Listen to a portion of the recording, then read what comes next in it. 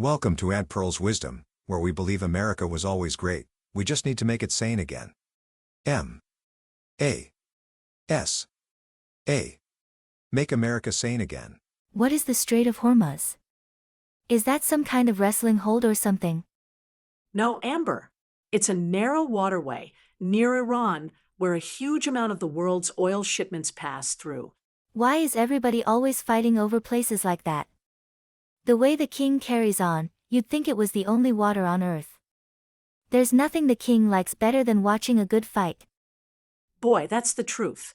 Your king does seem to enjoy stirring things up and then watching the fireworks afterward. The Strait of Hormuz matters because huge numbers of ships carrying oil and cargo travel through it every day. If that route closes, gas prices rise, products get delayed, and economies all over the world feel it. Why? That's selfish. Nobody owns the ocean.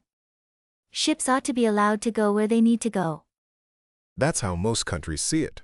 But tensions in the region have grown worse for years. Iran says outside countries interfere too much in its affairs, while the United States and its allies worry about Iran's government and its nuclear program. Well, if Iran scares everybody so much, why don't they just stop making nuclear stuff?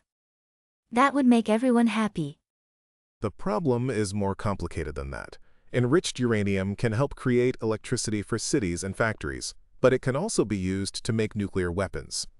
That's why so many countries argue over how much nuclear technology Iran should be allowed to have. Well, the king says Iran can't be trusted with any of it. And Iran says it has the right to make decisions for itself as a sovereign country. That disagreement has gone on for decades. At different times, there have been treaties, negotiations, threats, and sanctions. And when countries stop trusting each other, every disagreement becomes more dangerous. Once people feel betrayed, they stop listening and start preparing for the worst. That sounds like half the married couples I know. Honestly, Amber, nations sometimes behave worse than kids, let alone divorcing couples. If you think fighting over stuff with lawyers is rough, you should try doing it with armies. I still don't understand why everybody keeps taking sides. Some people say supporting Israel is the patriotic thing to do, and others say the Palestinians are being treated with cruelty. If that's true, I can kind of understand why Iran is mad. It's really hard to watch someone get a beating, no matter who they are. That conflict has caused suffering for generations. Many people support Israel's right to exist, and also believe Palestinian civilians deserve safety, dignity, and freedom from violence. Those ideas do not cancel each other out. Jewish people around the world, and in Israel itself, disagree strongly with some of Israel's government policies. Torture and killing civilians is never justified. Most members of the human race, no matter what their faith, can agree on that. Isn't there enough room over there for everybody to live peacefully?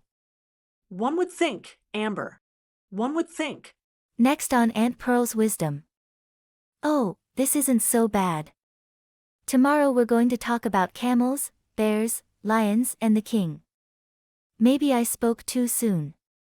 Maybe it's just going to be more woke nonsense.